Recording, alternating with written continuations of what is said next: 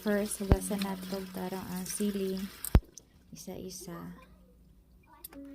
Then, i-cut na to na iyahang ikog-ikog. Yan, stem niya. Tanan, isa-isa na ni mo cut.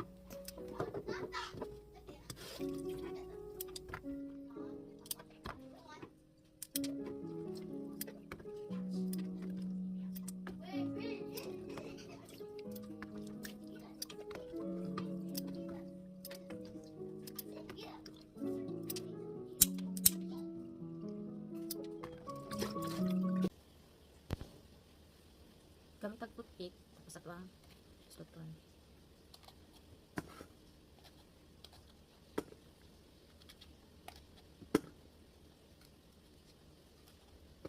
Dapat dry ang sili.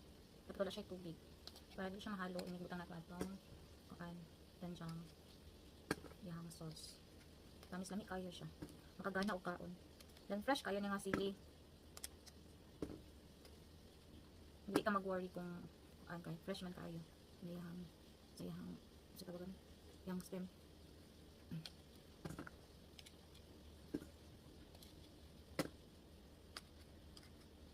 Kailangan nato siya suluton para mo sulod ang iyang panglasa sa sulod.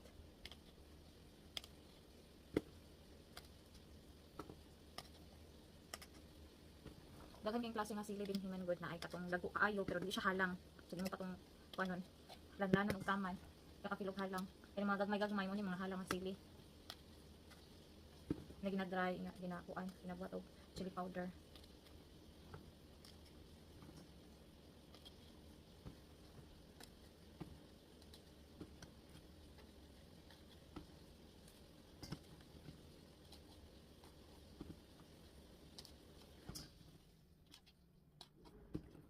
Years na ko nagabuhat ani since namin sa Pilipinas nagtanom-tanom kog sili so pag ma-harvest na ako daghan kog ma-harvest ginabuhat na ko ani kaya dili masayang. Then habang magkadugay siya magkalami pud kayo mura siya kimchi habang magkadugay magkalasa kayo so tagod ko kini og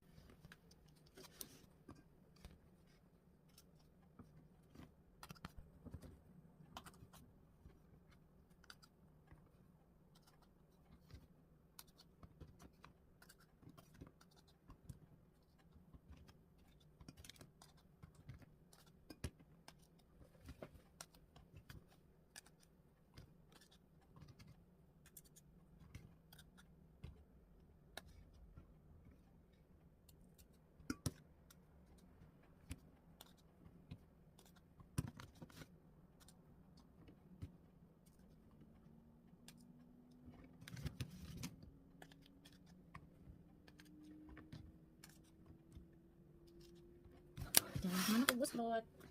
So magbuhat ako og sauce. Mix na to. Una nga to ang sili nga hinarvest nga gikan sa kuang tanom. Nga 1 kilo pud siguro ni. Diba halos ako tinanom tapos ako ang harvest, ako pong buhat. So dili masayang ang ato ang tinanom. Kung ganahan ta magtanom-tanom then para dili masayang. Dapat kabalo sa ta magunahon akong sa buhaton, mag-research lang. Pero dugay na ako nagabuhat og ingon ani nga napalang sa Pilipinas. Since sili ko nagatanom og sili, nagatanom-tanom ko. So para dili masayang akong ginabuhat. Kini mo niya ko ang chili powder. Ako ang nag-grind ani. Sige na. Sinis ka na maligyan bitaw nga chili powder, dili man kay siya spicy. Ang gibuhat nako kay nag-order na lang og katong kuan dry nga sili, halo halang og kuan dili kayo halang. So ako na nag-grind. Kaya usually nga maligyan na nga chili powder, wala siya kuan kanang halo bitaw nga liso. Pure lang siya nga katong ihang skin lang. Then, tadan. Kung chili paste nga binuhat sa 7 months. Mo na lang ang nabilin. Gi-transfer lang nako aning gamay nga sudlanan. 7 months. Wala namin nakapalit og katong kanang napinuhat na kanang ginabaligya na gyud. Ako na lang ang nagabuhat. So nagpalit lang ko kanang mga sagol. So ako na nagabuhat. Mani ang dagway sa 7 months. Na chili paste. So mali akong pinuhat nga doenjang nga 7 months old doenjang or 8 ba. Pero na 7 to 8 months. So ako rin nagbuhat ana. Wala lang ko video. Actually dapat halos puno ni siya. Pero ako namang nagamit ang uban. So man lang ni nabilin. Nakatay ko yung garlic. Kalit ko garlic na kanang apay panit, fresh pa. So, akong ginabuhat, natanggalan ako ang panit. Para di siya masayang kay. Habang magkadugay, magka-dry manggod ang garlic. So, ang gibuhat na ako, ginatanggalan ako siya o kining panit. Then, ako siyang gina-smash. Then, ako siya gina-grind, ginalubot lang ako. So, muna lang nabilin. Tandagan kayo ni. Isa ka, 3 kilos manata. Isa ka pack niya, isa ka bag. Itong net, 3 kilo. So, gibuhat na akong tanan. Tanggalan ako og panit. Para dili lang siya masayang kay habang magdugay mag-dry man ang garlic good. So nga ni. So, para dili masayang yung garlic, tanggala tapos inyo habang i-grind or inyong lubukon. Then ibutan na sa fridge. Sa dugay kayo, dugay na sa fridge. Dili lang abrihan permanente. Magkuha na kag mga gamay lang kay separate nimo. Halo nimo sa magsabaw ka or in sa unsang nga luto. Tangan mo garlic dami siya. Sauce aning sili. Tang tao garlic.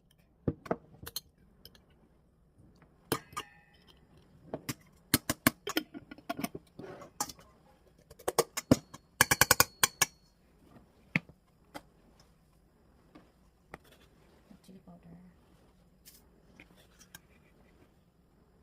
Kung halang kayo ni na chili powder, kaya ako lang binuhat.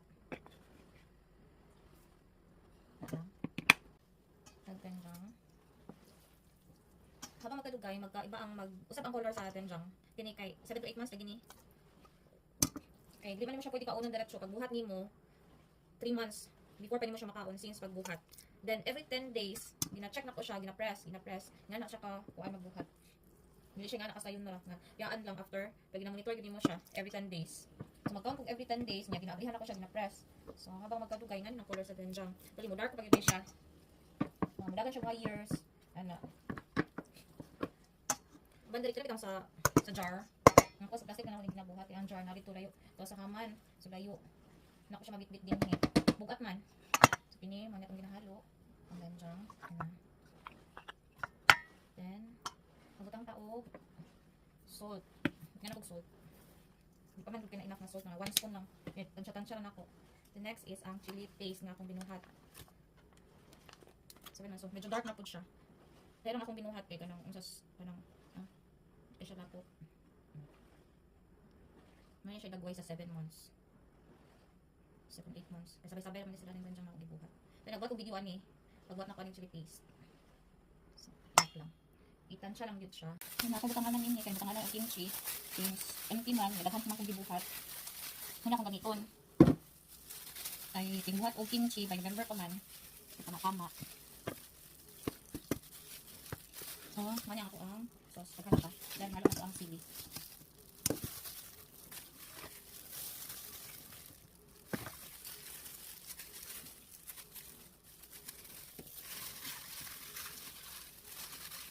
Makain. Ito itong gloves na panang isa. Yan nila din siya. Ihalo. Halo pang makat. Halo ka na ginag nila.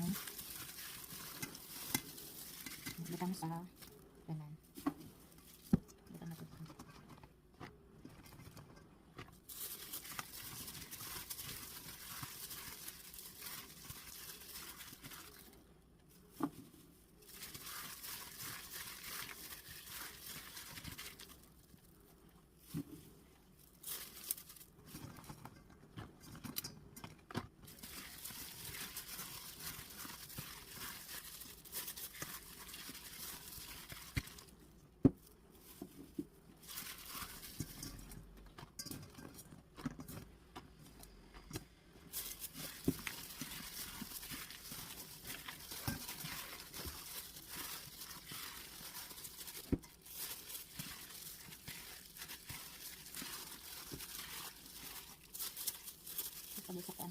Sa kuang gloves.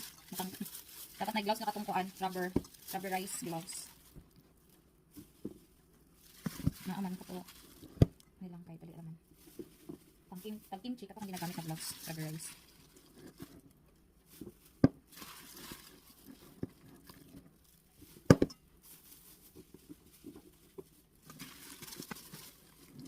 Pangit mo siya tanan.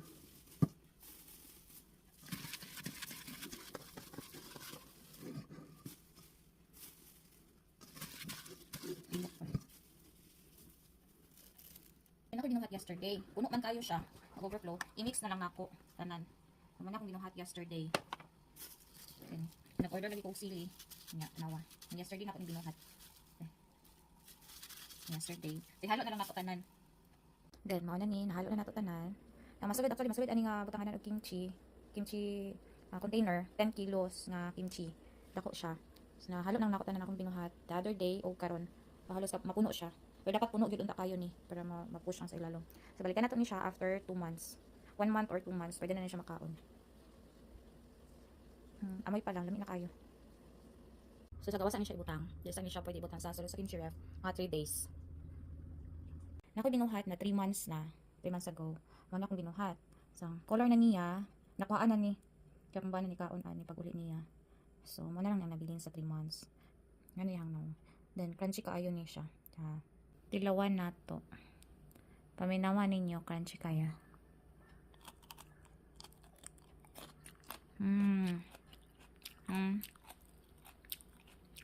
Ame. Sa sulod. Then juicy kayo. Di siya dry. Lami kayo. Sa matang na rice, init ang rice. Nga mo ni mo hang isabay og kaon. Ganahan kay ka.